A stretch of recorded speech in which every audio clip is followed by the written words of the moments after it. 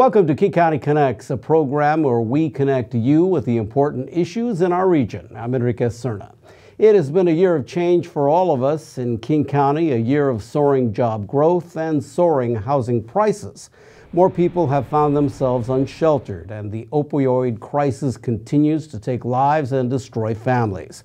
But compassionate government programs are also making a difference. Many are being funded by the Best Starts for Kids levy. Antonio is a typical 8-year-old, happy, busy, with a long wish list for Santa Claus. A bike, an electric scooter, and... He's a great kid. He's very, very about his mom. He loves me to pieces. That's my best friend. But Andrina and her best friend ran into some tough times this year. We were in a domestic violence situation. We were homeless. We slept in the car for a few days, just trying to get away from our situation. There are no words. It breaks my heart to think that a child sleeps in a car with their parent. It's sad. But Tanya was able to offer short-term help with the Best Starts for Kids levy program. The program is designed to prevent homelessness by stabilizing families. I had got laid off, and she saved me from homelessness, me and my son, helping us with rent and other things. She helped me with job search. Now I have like the best job ever. I feel like she's a blessing, her and the whole program. Case management is a key part because we help them with find jobs. We help them with their resumes. We role play interviewing skills. We take them to get clothes for interviews. It's always case by case, but the case management is key. In 2017, the program prevented more than 3,000 people in King County from becoming homeless. What we collectively want to do is allow each person to be able to stand on their own feet and take care of themselves and their families.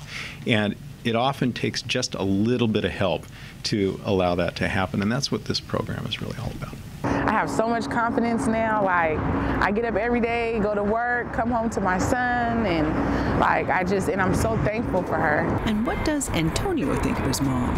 A really good person. She's very independent and a really good mom. Joining me now to talk about Best Starts for Kids as well as other issues happening in 2017 as well as we look ahead to 2018 is King County Executive Dow Constantine. Well, welcome, Dow. Good to have you here.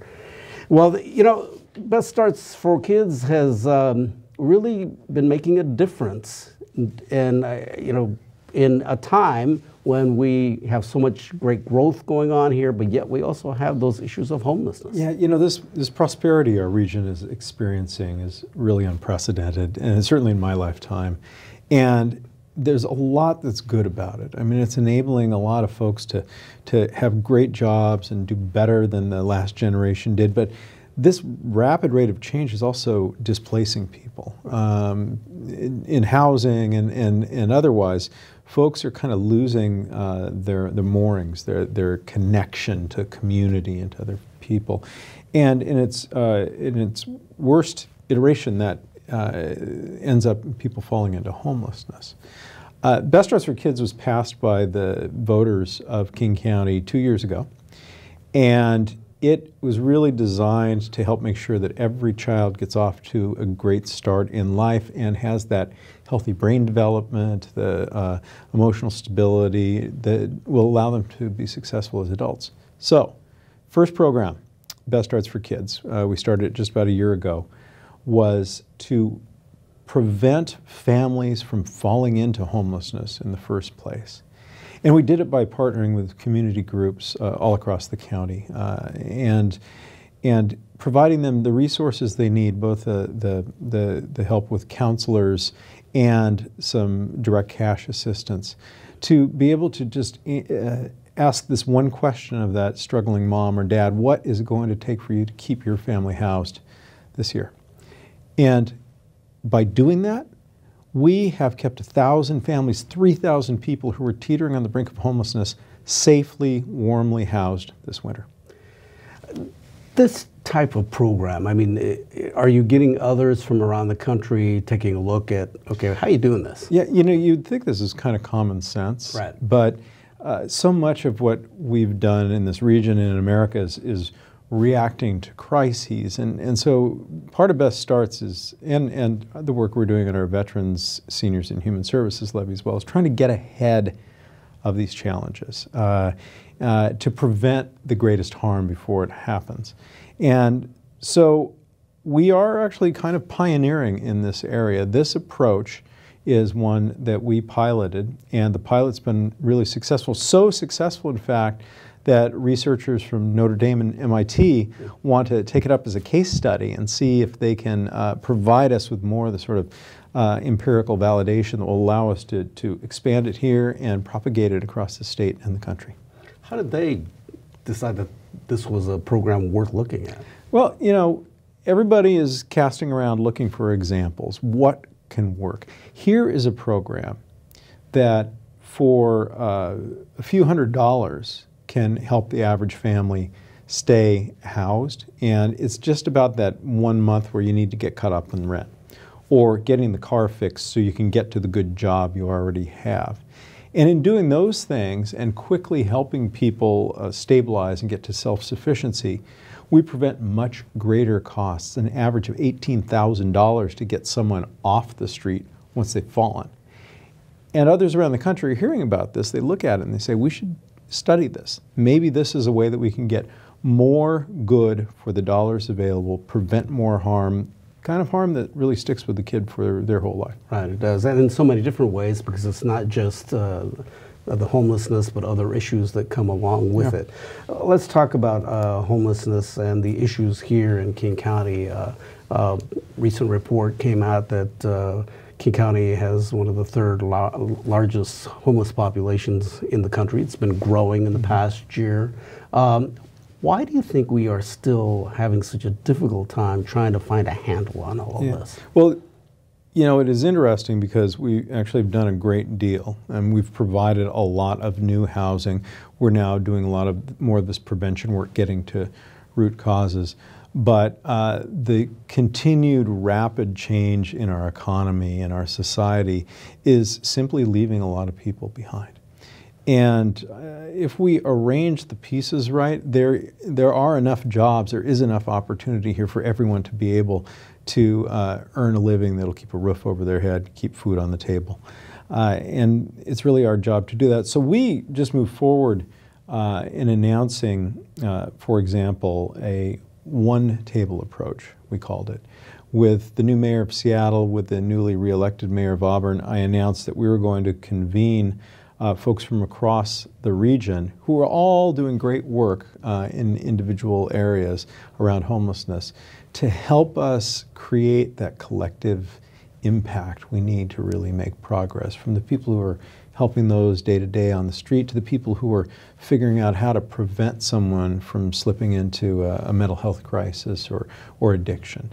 And if we all do the things we're best at, business and nonprofits, philanthropic foundations, and government, we will be able to get ahead of this crisis. We cannot simply do the same thing we've done before and expect different results. We have to keep innovating. We have to keep getting the most from the assets that are available. We are in a prosperous region, there's no doubt about that, and yet we have this issue of this kind of growing disparity, not only with homelessness, but this just equity issue that's going on right now. You see more and more people being pushed out into South King County and beyond. How do we get a hold of this? Because it just seems to be growing every year, even though we have all this prosperity. It's a real challenge, and it is not even though we have this prosperity, and sometimes it's because we have this prosperity, because some people are doing so much better, it drives the cost of living, particularly housing, up. And folks who haven't hitched themselves to that new economy, folks who've been here for a long time, my old neighbors from West Seattle, where I still live, are pushed farther and farther toward the margins. It is incumbent on us to make sure that we have the backs of everybody who lives here, whether you're participating in the, the tech boom or the remarkable growth from Amazon, or whether you spent your life building the foundation for the prosperity that we enjoy today. You're a retired teacher, you're a retired cop, you're living in this neighborhood where you raised your kids. We got to make sure you can stay there, that you can maintain your ties to family and friends and church and the business community. That social capital is part of what we lose when people are physically dislocated from the place that they've made their home. So, the Veterans, Seniors, and Human Services Levy, it was a renewal this year, was redesigned and expanded to take more account of that phenomenon, and particularly the addition of seniors who end up on a fixed income in a rapidly changing world. We want to make sure that we're still embracing them as full members of the community and making it possible for them to provide their contributions of experience and care to the next generation. Do you feel that business, Amazon, I guess, is a great example, is doing enough to kind of give back into the community? I know that there's efforts to try to talk between Amazon and city and county leaders about, okay, hey, we need to work together better. We have a remarkably generous business community, and in fact, many of the people who've been most fortunate in the expansion of these world-renowned businesses are now operating foundations that are giving us a much better opportunity than other regions to fill these gaps, to help people across into being able to participate in the new economy. I do think that in every startup business there is a maturing process where you're first just focused on expanding the core concept, and then later on begin to expand your vision to what is my role as a citizen in this community. And I think Amazon is now doing that. You know that they've made a lot of room in their expansion for Mary's Place, for shelter for folks who've been displaced. And in a lot of the other work we do, there's much more participation. Just as a generation ago, Microsoft was very inward looking and then started expanding their view as well. Our employees live here. The well-being of our company has to do with how well this entire region is doing, and we need to do our part. Right. Let's talk about some of the recent activity in the King County Council, particularly dealing with the issues of the King County Jail and also juvenile justice and the efforts there. It was a council member, Don Bosky, that had made the move so that to try to eliminate solitary confinement within the among juveniles. How do you feel about that, and what kind of progress are we making in dealing with, because there's still a large group out there that was not happy about a new King County juvenile justice system being built. So there were a number of people under the age of 18 who were charged as adults and were housed at the Regional Justice Center, the Mailing Regional Justice Center in Kent. And when there was a fight, for example, the practice there, which is kind of based on adult practices, would have been to isolate them so they can't continue the fight. And that runs counter to what we know about what we can do to help kids get back on track. So I have now moved all of the youth, whether they're charged as youth or adults, to the Youth Service Center on First Hill.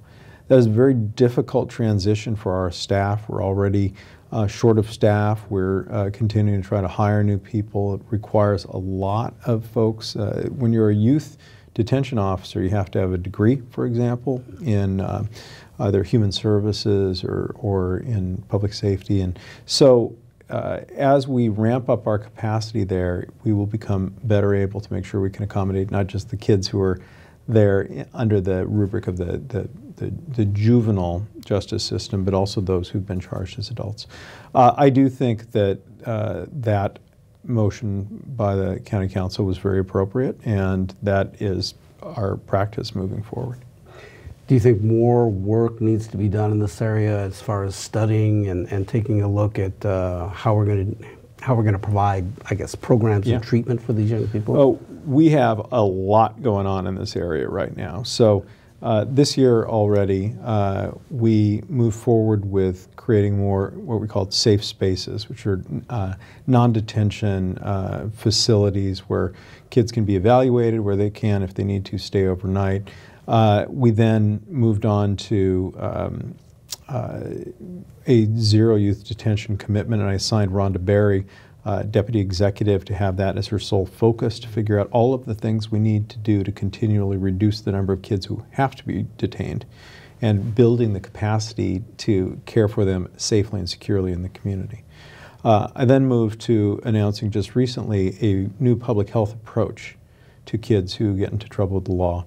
And we're going to have King County Public Health lead the effort to transform the way in which we are addressing kids with a public health lens. Now, what that means is really asking the questions about what are the best practices, how do we do best by this kid, not simply applying a formula that's borrowed from the adult system, but looking at it as though you were a nurse or case manager for this young person. You're working to get them back on track. That's a lot of the work that our juvenile detention officers do already, but I think that the change in perspective will help us do better and bring together the resources to get kids on track. Was this change necessitated by opposition by people in the community of building a new justice center? I don't think it was necessitated by it, but the outcry from sectors of the community and the really good information and perspective that's brought helped us understand what additional changes we could make.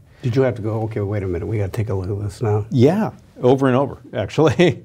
You're continually having to question assumptions, and sometimes you have to question the assumptions of those who are protesting, because there is still the fundamental obligation to protect these kids from harm and to protect the public from crime. And so over the long term, the best way to improve public safety is to make sure every kid gets off to a good start, that when they're in school, we're catching problems early and correcting them in the context of the school, that we have restorative justice capacity to keep that kid held accountable and reconciled to their school community, and ultimately we help them the tough transition from adolescence to young adulthood so that they can become productive and happy adult citizens. Right. But everything's moving forward as far as a new facility. It is, and I have to say that this is a tremendously difficult undertaking with a lot of different players. I mean, even within the government, you have the prosecutor and the defender and the judges and the executive and many, many folks to all get aligned, and everybody has their own independent authority and responsibility, and it's my job to make sure that we agree and that we march forward together. One of the things that you're looking at is convening a task force to take a look at police shootings and inquests in this in the county. What was the reasoning behind that? Obviously, we have some issues that have come up with some of the shootings that have been, concerning to the public. So you understand that one of the functions of a county under state law is to have a coroner, in our case, the medical examiner, and one of the duties of that office is to determine just the facts about a death, the identity, the time and place and manner. And we, long ago in this county, established a process that looks a little bit like a trial, where you have a 6-person jury and a judge who do that work when an inquest is ordered in the case of a police use of force death. And this year I've had to order 13 of those inquests, which is dramatically more than any year since I took office. And we have heard more and more concerns expressed by a variety of parties, but primarily the families of the deceased, about the limited scope of those inquiries. Whether they can have a publicly funded attorney to help them in the process, whether their attorney can provide opening and closing statements to this jury rather than simply asking the judge to present certain questions or evidence. And there are a whole lot of very legitimate questions that I want this committee to help me answer about: should I change the process? Should I expand it? Should I narrow it? Should I give different instructions to the judge about what's allowed in and what's excluded? we think that this executive order that establishes process goes back decades. And so certainly it's time for us to examine whether it needs to be refreshed. A key component, though, is making sure, and I think King County is better than any in the state at this, that we have an open, transparent way for the public to understand what happened in their name, an officer who is empowered by them in the community. So if someone dies at the hands of an officer of the public, people need to have great confidence in that we have all the facts and that we understand what can be done to prevent that in the future. Yeah. We know that we have a serious opioid and heroin addiction problem here, and it continues to be a problem.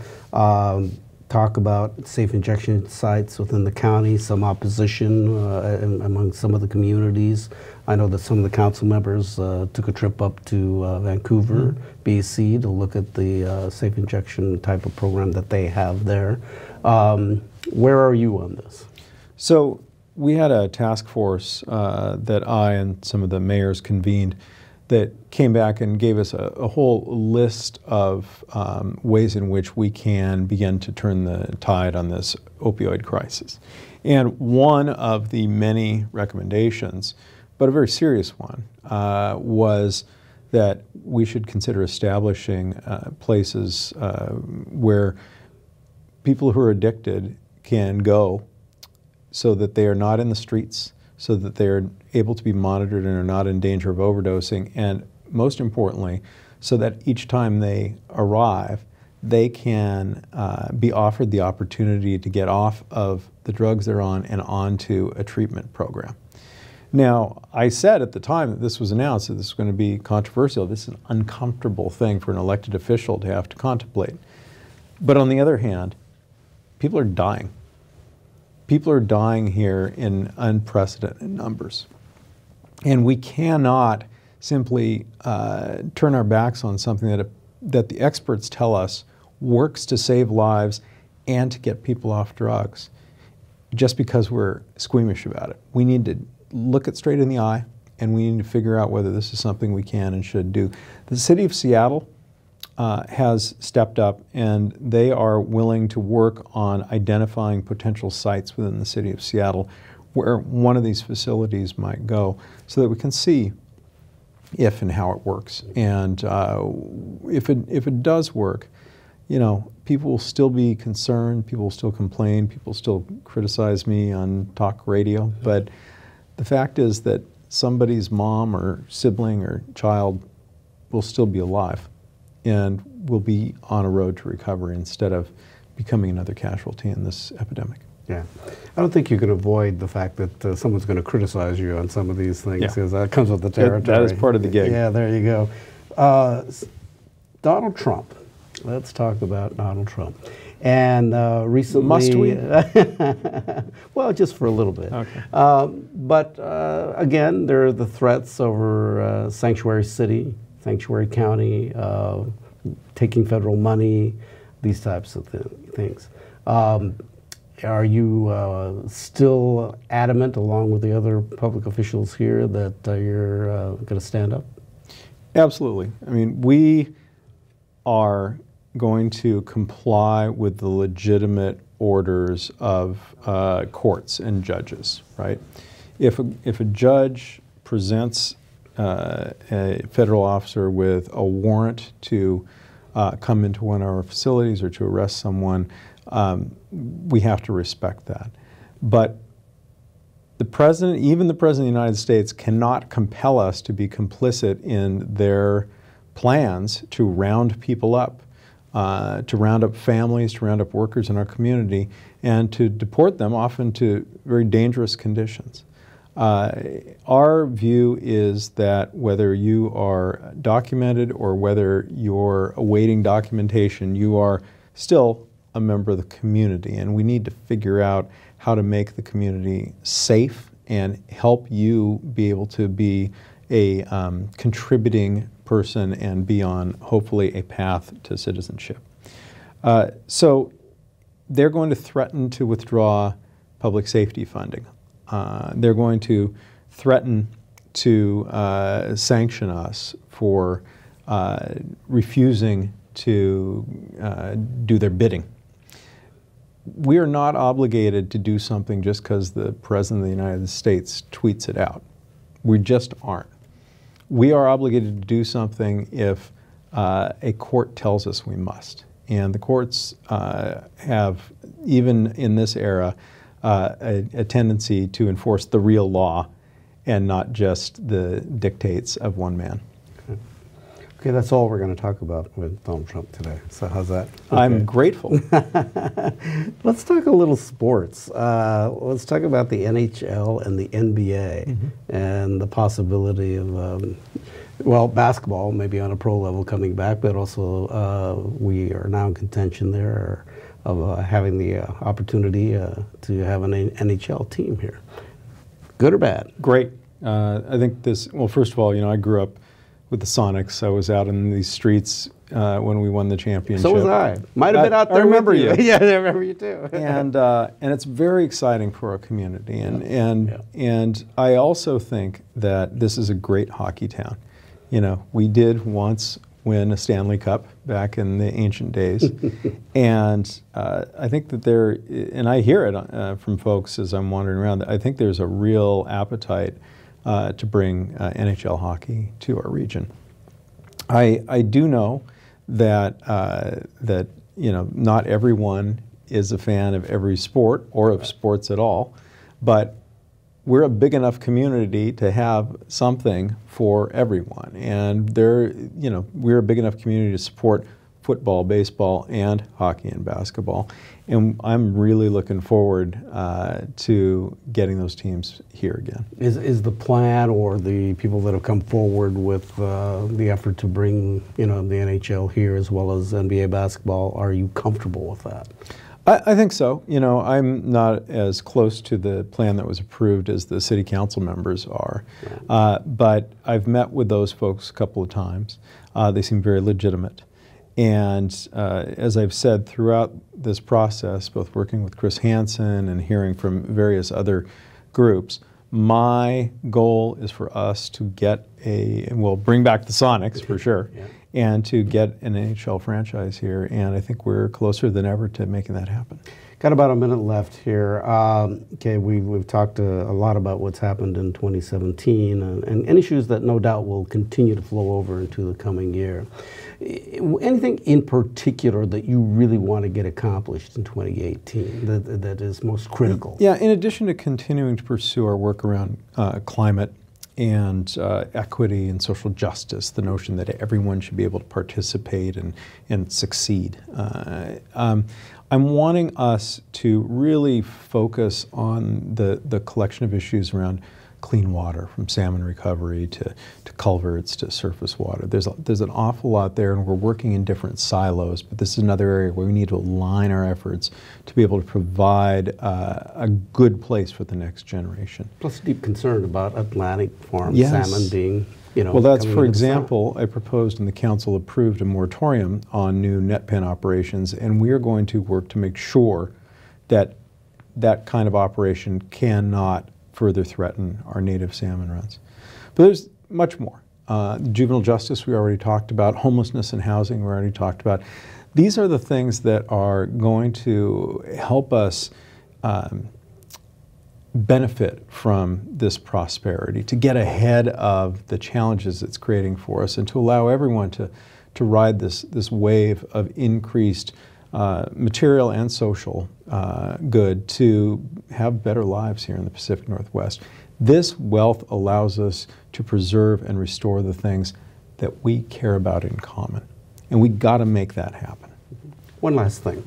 As you know, there has been much that has been reported lately and concern about the Me Too movement and concern about sexual harassment and assault in the workplace and elsewhere. As the guy in charge of King County, have you set out a statement to say, about this issue?